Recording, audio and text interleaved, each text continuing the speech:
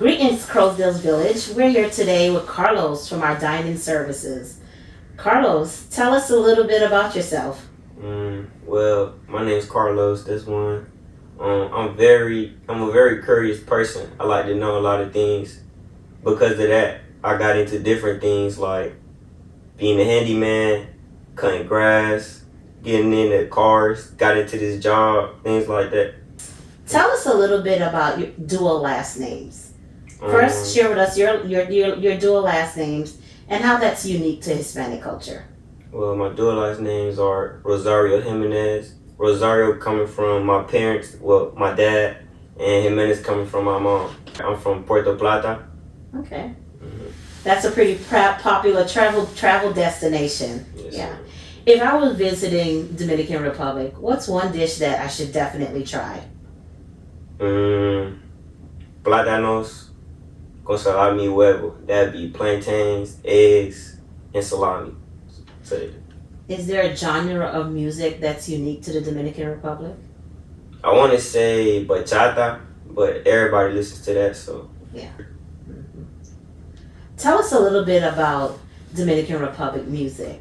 It'll definitely have you up and dancing for sure. It's very diverse, very different. You might have somebody speaking Spanish with a bit of English as well, even though they don't understand no English as well. Yeah. Joe, tell us a little bit about your home. I'm Cuban and from Cienfuegos. It's like 2 provinces over from Havana in Cuba. All right. What would you want the audience to know about Cuba? They're very hardworking. They do everything for themselves. They have a very, very difficult life, but they're happy, love joying people, and life is hard, but they keep going every day. Yeah. If we were to visit your hometown, what would be the first dish you would offer us?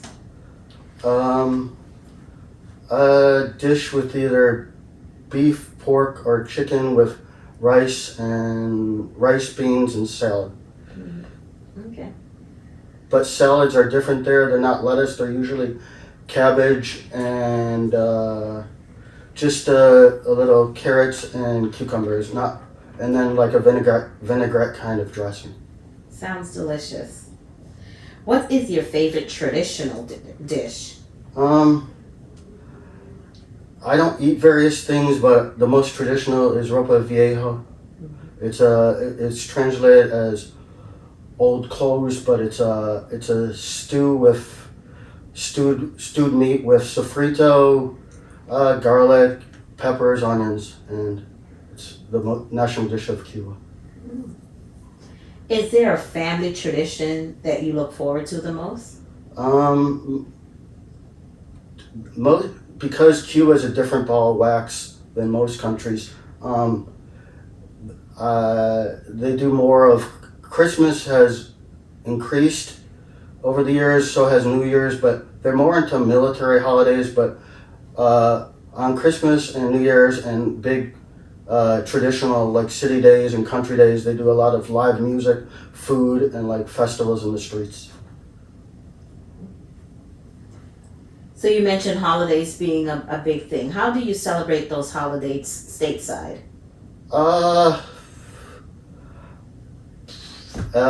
Just sort of spend with family as much as I can, as much possible.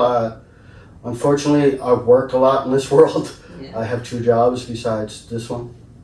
Is there a holiday that's the most meaningful to you? Christmas is very meaningful to me here in the States. Is there something about Cuba that you would like everyone to know? They're very hard-working people. They take care of their own. They, unlike here, because they don't rely on other countries, they rely on just their country. No imports, no exports. They do for their own. If something needs to be done, they do it as a group, as a street, as a family, as a community. They take care of business. And finally, tell us what is special about Crowsdale Village to you. I've been here like 25 years now. in earlier in August. It's special. The residents, they feel like an extended family.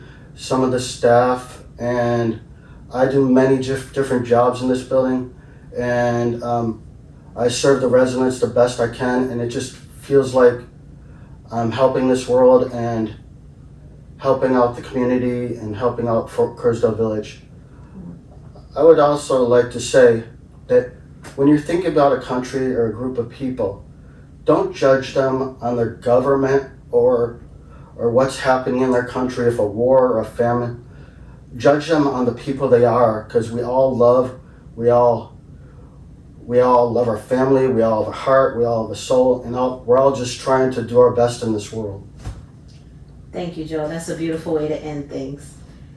It's my pleasure to be here. We're joined today by Gabriela Gomez Martinez.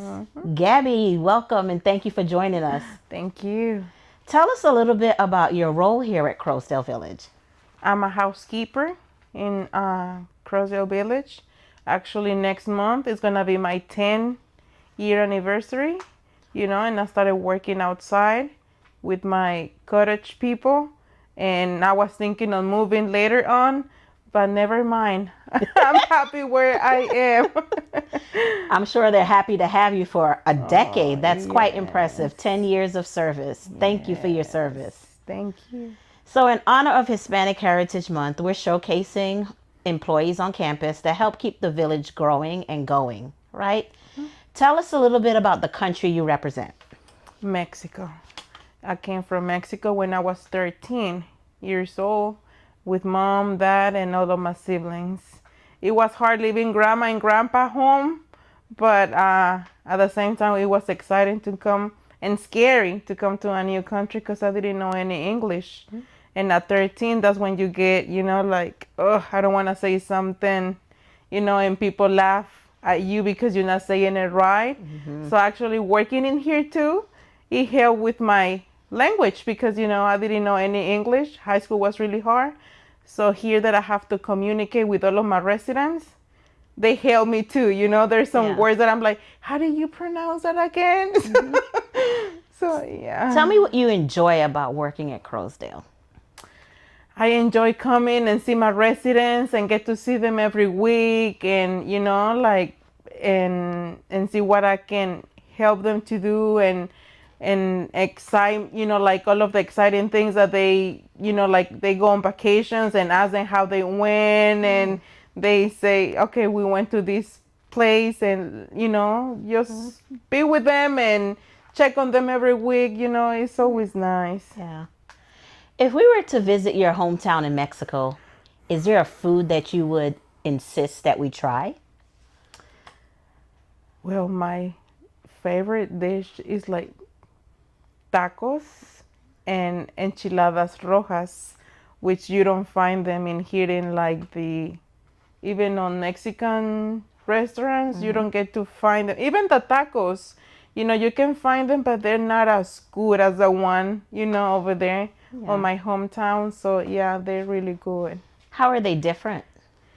I don't know, the meat, is more fresh. Even the seasonings that they put in there, the tortillas, how they make them. I just don't know. I don't know if it's because I'm just so happy to be back in my country that I love the food, or it's just that they're missing, like the spices and the things that they put on the food over there too.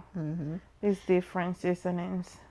Is there a fond memory of your childhood or your family gatherings that you care to share? Yes, that's one of the things that I miss the most because, like my great grandma, she was like, okay, it's somebody's birthday, let's get together. We didn't have to have like a holiday coming. It was just somebody's birthday, so that was a party for us. Yeah. So it was like everybody, will cook something and bring it, and then my great grandma will be saying, okay, we ate, it's time to have some fun. So we play some music, and one of my aunts was dancing with my other aunt, one of my cousins was with another cousin, and everybody was dancing, the little kids were playing, and it was just so much fun. is there a holiday that is significant to you? Christmas is a really special one. Yes, I have always loved Christmas. You know, the fact that you get to be with the family and, you know, like exchange, you know, like gift between all of my siblings, my nephew, my niece, and just being thankful, you know, that I have my mom and dad, because I'm fortunate to have mom and dad in here, because not everybody, you know, have that. So yeah, that's my special holiday. Is there something you would like folks to know about your country, your culture? I just love, I just love my country. I just love my home state. I love all of the celebrations, the festivities that they do over there. It's just different, you know, like everybody works, but then in the afternoon you get to see everybody, like the families together.